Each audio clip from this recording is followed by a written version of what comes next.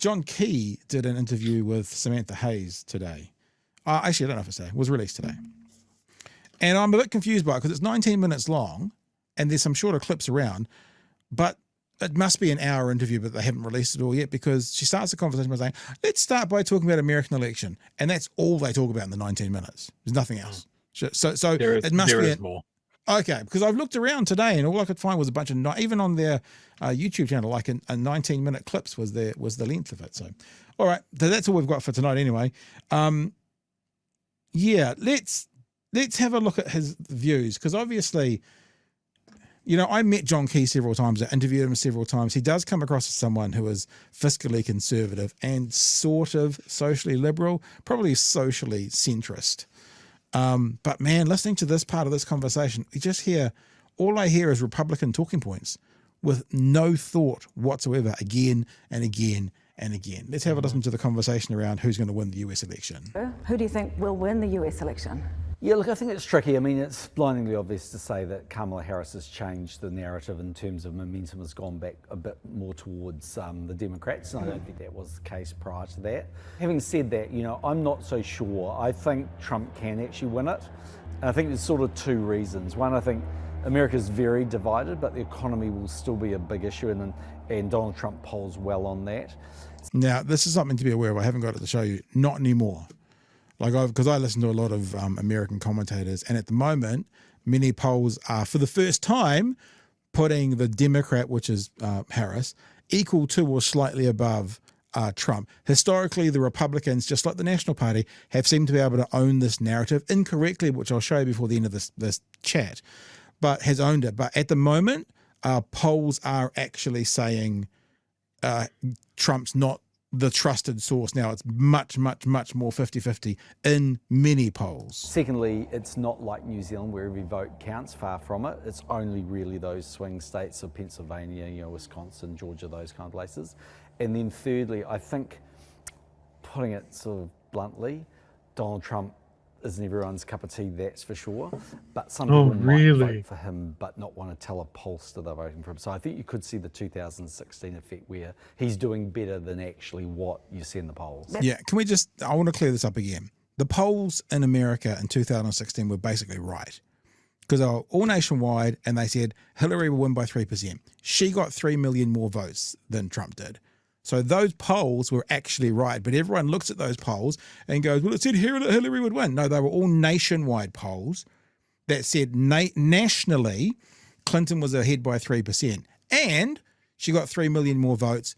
He got the presidency, which is why now you see a lot more polling based in the swing states. It wasn't like that in 2016. It's far, far more like that right now. So this whole thing about the polling was out in 2016 is not actually the case. It might not have been perfect, but it's not like what people try to sell you as. Like it was so wrong because they were nationwide polls, the popular vote polls. And for that, it was accurate-ish, Chewie. It wasn't so far off to be so terrible. We'll keep going with this. So, history of polling, that's what I've written down. That was that bit there. We'll keep seeing what he's got to say. That's right. That's what we saw with Hillary Clinton, wasn't it? Everybody thought she was going to win, but no, it's not what we saw in the polls. Was ahead. Yeah, I find that really interesting. So when it was Trump versus Biden, do you think Trump would definitely have won in that scenario? Yes. Yeah, I was like at 98%. Yes. 98%. Yeah. Now that it's Trump versus Harris, what kind of percentage well, do you put it at now? I still got him to get over the line, actually. Although, I could easily be wrong, but I think it's 55-45. He wins it. I mean, it's not straightforward. Which is not reflected anywhere in the polling, by the way. Nowhere in the polling, anywhere from anyone, does he have a 10-point lead on her. I know he's talking about percentage-wise, but that's what that equates to, a 10-point lead. Nowhere, anywhere. Because it is so hard. Like all of those swing states seem to be in the margin of error. We've still got quite a lot of days to go. I mean, Hillary Clinton ran a really bad ground game. She never went to those swing states at the very end. Kamala Harris won't make that mistake again. Her running mate comes from one of those swing states. So it's not as simple, but nevertheless, anyway, I think it'll be too close to call for quite a while. But if Donald Trump, he's still got that thing, that thing. He always did. As he talks, he's still got it. Can wrestle the debate back onto the economy, I think he wins. I think if it's on all these other issues, he potentially loses. But I've still got him ahead in my brain. You still think that he's going to win? Yeah. Who do you think should win? Yeah, I mean, that's an interesting question because I think on both sides, I mean, I'm centre-right, unashamedly centre-right, have always voted, centre-right my entire life. You'd have to say that some of the policies that you see from the Republican Party under Donald Trump are a long, long way from what I believe in. So, for instance, I'm economically very conservative, balance the budget, lower taxes, all of those things, market-based solutions, but I'm socially very liberal. They are very conservative. I mean, we didn't really see that when you were Prime Minister. We heard you say it. We didn't really see it. I mean, he is more liberal when it comes to, social issues, but I would never call him socially liberal. Socially centrist, maybe. Positions on abortion and on a huge range of other issues. So America is very different. I mean, we're a secular society in New Zealand. We believe that church should be out of the governing of our country.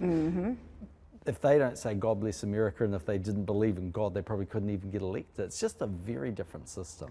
There you go. So there's part one, Chewie. It's a very different system.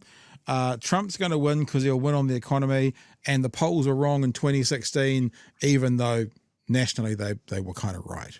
I got a couple more clips to play, but you go for it, sir. I didn't realize this morning when I saw this that how much I'd been waiting for a ponytail enthusiast's take on the US elections. There you go. Asking you shall receive. Dude lives in Hawaii. Like he's golfed with Obama. Like he calls himself center right. I don't know why he doesn't support the Democrats. Because by our measure of government, the Democrats are center right. Yeah. Like he's parroting lines that Kamala Harris is radical left, economically radical left, just to the right of a Marxist.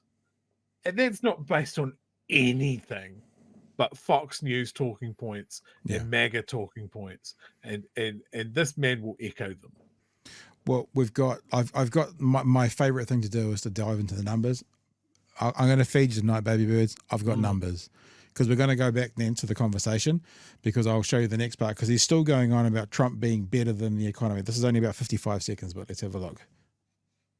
I think he's better for the economy because does I think that make him the better choice? Well, completely. Looking at it from one perspective, which I think he's better from an economic point of view.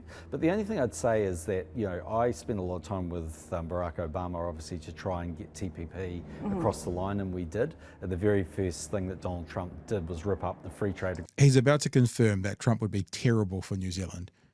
Yet they're still like, I think he's going to win, but Key's about to say that between New Zealand and basically America. So from that perspective, I don't know how great necessarily that is. I also think that New Zealand is a little country. We benefit when we hold hands with all the countries around the world. So we do well out of things like the United Nations or any sort of grouping, APEC, East Asian Summit.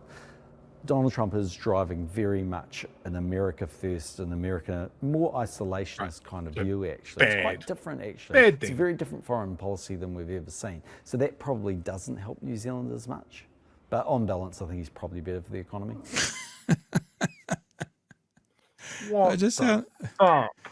So, no good for us. No, we're screwed. No, it's not good for New Zealand. But, he's better for the economy. I've got one more clip to play and then I'm going to get you in some numbers. But do you want to share that? That's still just Trump better for the economy. You got anything you want to share specifically about that, or should we just get to the last one? History hat on. We've never seen America first before. Yes, we fucking have. It was post World War II. It went into the 30s. And that particular slogan was used by American fascists. Right. There is no way that the person that put that out there, that Donald Trump should use America first, did not know that. So yes, we have seen an isolationist America before. We ended up with World War II. Yeah, just clarity. You said after World War II, then you said it went into 30s. You mean after World War I? Just the after World War I, okay, America went very isolationist. Yeah. Cool. Yeah. All right, now I'm going to play this last bit. I can see people getting angry already in the chat that we're playing John Key, but this is really important to get to the end of it. Sorry, look at that pause, chat. You like that? Look at it. You ready? Maybe that'll be the thumbnail Oh. for this clip. Look, his eyes are We'll- going in two different directions. We'll do Fucking, that. fucking chameleon. I'm just going to play this. It's only just over a minute, and then I'm going to get to, because you know what? One of the things we do like to do is actually kind of give you guys information that you want to use. We hear this so much. Republicans are better for the economy. New Zealand, the right is better for the economy. National is the party of business. Well, we're going to look at that in some detail after this clip with a little bit of research. Then his argument would be that I'm going to create an economy which is going to create more jobs and going to be more. So That's Trump's exactly argument. what the Democrats are saying, that they're going to create more jobs, that they'll lift the standard of living, that they'll lift wages. Yeah, I think to be fair to Donald Trump, No. Hang on, can I just pause you We're not there? doing- Yeah, why? We're not doing why do we need to be fair to Donald Trump? No, Not on this show. no, let's not do that. I think the evidence shows that when he was president, he did cut a lot of bureaucracy, he did support a lot of private sector. There was quite a lot of job growth. So the problem with What? Yes, that's the quote that made me go, straight away, and we will get back to that. Hold your fire. We'll get back. all of these things is they're always in isolation, and it's like looking at numbers in New Zealand when COVID took place, or say when the GFC was there or something. You can't take things out in isolation. So my main point would really be, look, I'm a core believer in centre-right politics. So I believe that if you have individuals and companies being able to have an appropriately managed but nevertheless greater presence with less bureaucracy, less regulation, less red tape, less taxes, I think Then I people will do vote for a invest, fascist. take risks and create jobs. So that'll be his argument about why it'll be better for those workers. And his argument is, well, the countries I'm targeting aren't playing fair and they're not treating you fairly, and the reason you're losing your job is because they're, It's because I've threatened to put literally a 200% tariff on John Deere if they leave America. doing things that we don't agree with. So I kind of understand it. Just the question is, what is campaign rhetoric and what is reality? Mark Cuban made a very good point about what Key just said there. What is campaign rhetoric and what is reality? Mark Cuban made a very good point talking about why he was going to support Harris over Trump. And one of the points he made was Harris explains her position and then that's it. Donald Trump bloviates out word salad, and other people then have to come in and explain to the media what he was saying. And I just thought that's such a good observation. Whether it's JD Vance or whether it's one of his surrogates going on Fox or whatever, he will just go with this word salad of ridiculousness. Then others will explain what it meant. Whereas Harris is all self-contained and she explains it all herself, which I actually thought was quite a good thing. Right, Chewie, let's get into this, right? I had a bit of pushback around Twitter today when I put some of those quotes up. And one of the things that was being said was this thing that John Key just said, and I'll read it out for you. I wrote it down for the quote. This is talking of Trump's last tenure. Quote, "There was quite a lot of job growth." Now, I was going to say anecdotally, I heard otherwise. From commentators and stuff, I heard otherwise. So I thought, let's get up to it and let's have a look what the actual data is. So here's some data for you guys. Since the Great Depression, the economy has fared better under Democratic presidents than Republican presidents. This fact holds true regardless of the economic measure used. Economic growth, employment, job creation, income, and productivity have all been stronger under Democratic presidents. From 1933 to 2020, this goes through to 2021, so don't get all of Joe Biden, but get a little bit of in some of the facts and figures. The economy grew at an average of 4.6% per year under Democratic presidents, or nearly double the 2.4% under Republican presidents.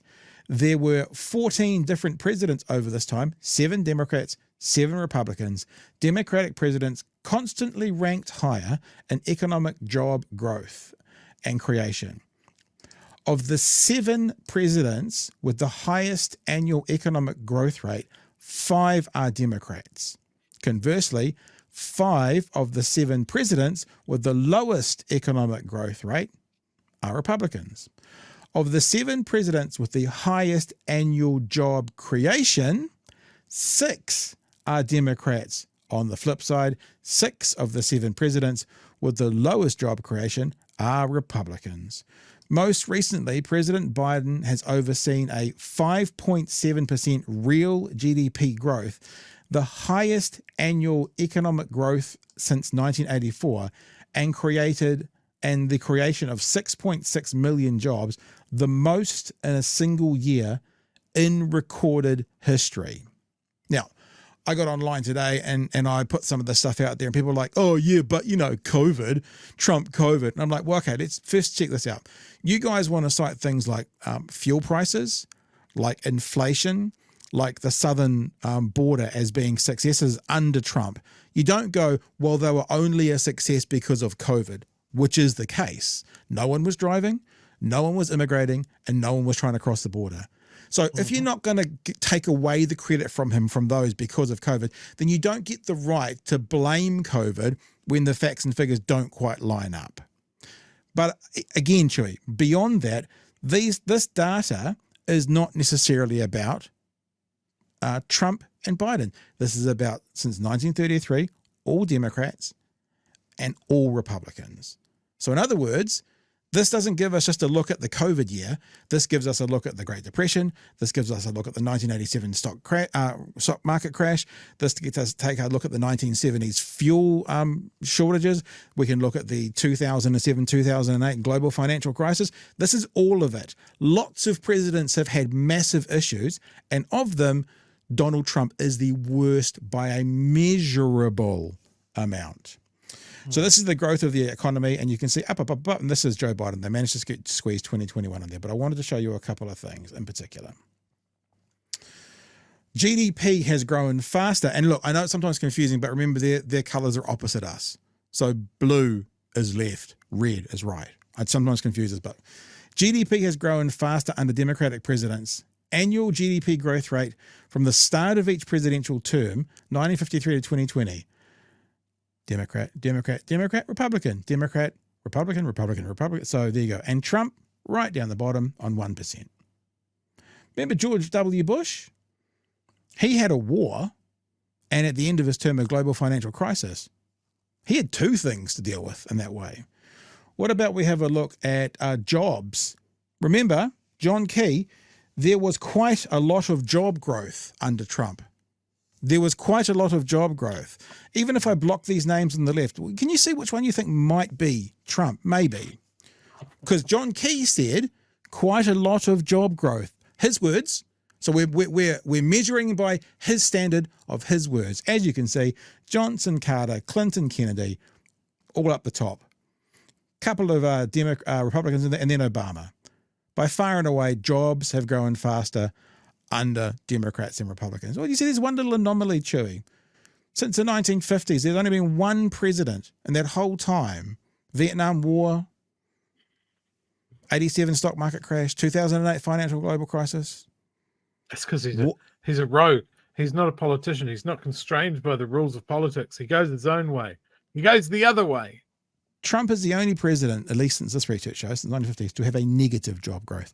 John Key, there was quite a lot of job growth. Literally incorrect. Literally the opposite of that. There was no job growth. In fact, it was the opposite of that. There's one other paragraph I think I want to read you that I think I highlighted from memory. Yep, here it goes. Democratic administrators turn around weak economies left by their Republican predecessors. That's the heading of this. Historically, Democratic presidents have inherited weak economies from their Republican predecessors and have responded with policies that jump-started economic growth and improved economic well-being.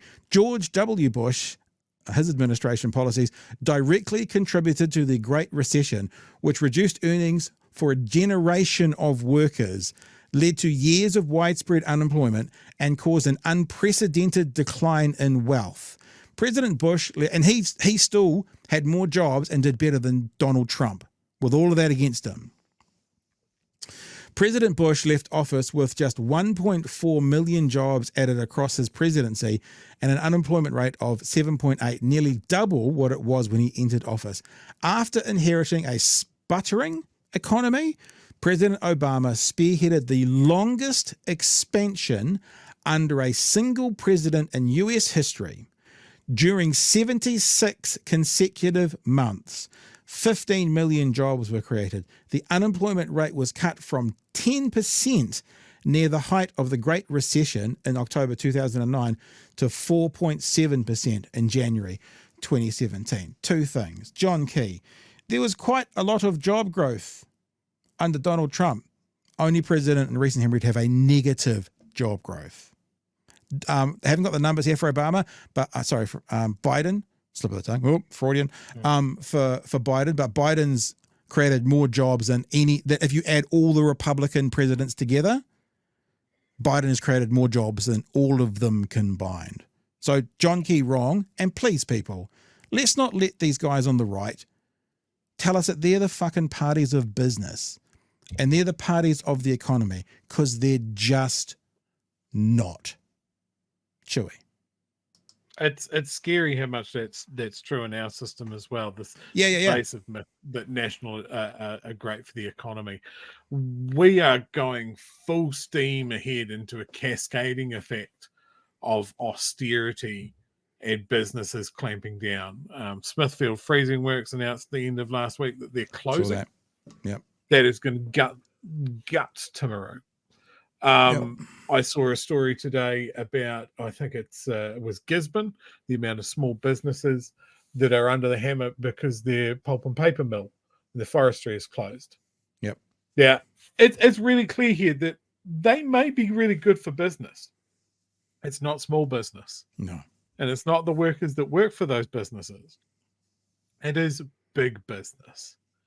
Those guys that have enough money to ride out the chaos and capitalize on the turbulence that creates, they do very well. Yeah, and then they can, some of them take all the customers from those small ones who have closed down. Yeah, some of them run off to another colonized country, buy a second home in Hawaii, spend their time learning to fly a helicopter, because there's nothing more important that you could put your money to. And then we get him to weigh in on an election that he clearly doesn't understand. Like, there are quotes from Key that he would vote for South American dictators because they are on the right. You would have to hold guns to Key and his wife and kids' heads to get him to even consider voting for someone that described themselves as being on the left. He is not a fair analysis of this. He is always going to pump for the right-wing business dude. And to say that Trump is good for an economy, this is a man that bankrupted 2 casinos. 3. There's a third one. Because he's so good. He's so good at business. He's so good at business that he started up 3 casinos at the same time in the same city, and they cannibalized one another. That was his genius plan. He's the only man who can start a business where the house always wins and the house loses. He's the only man who's ever done that. About his wealth creation, how he's done it, like that sort of thing, and they go from what he started with from his racist fuckhead of a father. And it was just basically like, oh, if you put this in a conservative share fund, you would make more money than Trump has in his lifetime. Like, he is not a good businessman. He doesn't understand the economy. He doesn't understand tariffs, for a start. And for Key to go, oh yeah, this would be great for the economy, it will be horrific for New Zealand. He's already said that our products will be copping a 26% tariff. So who's he pulling for? Yeah. Like, does Key just not give a fuck about us anymore because the flag stayed the same? Is that why it is? He talked in that interview as well about spending a lot of his time. He's on a board somewhere in America, and he's still got his house in Hawaii and that kind of stuff. But this is, I know, I'm not being sued for insider trading. Did he mention that? I don't think he did in that part, at least. I just wanted to say this one more time, because sometimes you can form an argument, right? Even if you're wrong, you can form an argument. But he said there was quite a lot of jobs. There was quite a lot of job growth, quote unquote, under Trump. And that's actually a metric we can completely measure. And it's really important to show that there's no opinion here, right? This is not like 1 + 1 is 4. Yeah, it can be 4, it can be 3, it can be 5. This is a tangible, measurable thing, he said. And he is not correct. Now, I don't know what Samantha Hayes' mandate for that interview was, but I mean, like I didn't have these numbers to hand when I heard him say that, but I knew that Trump was the only president in recent history to have a negative job growth. Obviously, Samantha Hayes didn't know that, or it was set up as a bit of a puff piece and she was never going to say it, but no pushback, no nothing at all, you know. And I know you went to broadcasting school with a Chewie, so you probably got a soft spot for her, but when people get this access and they don't push back when they should push back, it's frustrating. Measurable, tangible. Trump had a negative job growth rating. It does strike me as a puff interview. Maybe.